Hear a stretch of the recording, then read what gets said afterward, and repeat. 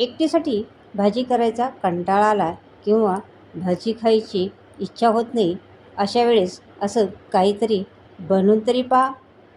त्यासाठी मी मध्यम आकाराचे 2 कांदे घेतलेले आहेत आणि कांदा आपल्याला बारीक कट करून घ्यायचा आहे. बघा, अशा प्रकारे जसं भाजीला चिरतो तसा.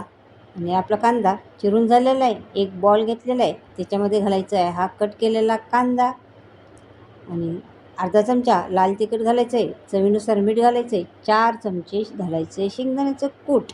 आता ह्या चटणीला किंवा ही कांद्याच्या भाजीला मस्त टेस्ट येण्यासाठी त्याच्यामध्ये घालायचं आहे लिंबू पिळून.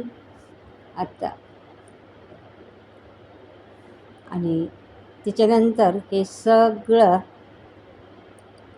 आपल्याला बारीक कट केलेली कोथिंबीर घालायची आणि हे सगळं मिक्स करून घ्यायचं आहे. आत्ता याच्यामध्ये घालायचे मस्त खमंग अशी टेस्ट येण्यासाठी त्याला द्यायचं आहे तडका. 1 चमचा तेल घातलेलं आहे. तेल गरम झालं की त्याच्यात घालायची मोहरी तडतड करायला लागली की घालायचे जिरं आणि जिरा चांगलं तडतड करून द्यायचं आहे बरं का.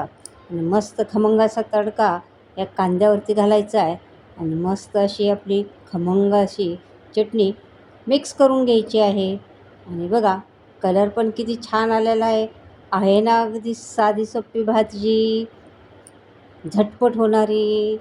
जेव्हा आपल्याकडे कधी आपल्यासाठी भाजी शिल्लक राहत नाहीत, अशा वेळेस तुम्ही ही भाजी झटपट अशी आणि जेव्हा जास्त भूक लागतील अशा वेळेस तुम्ही ही झटपट अशी भाजी बनवून पहा.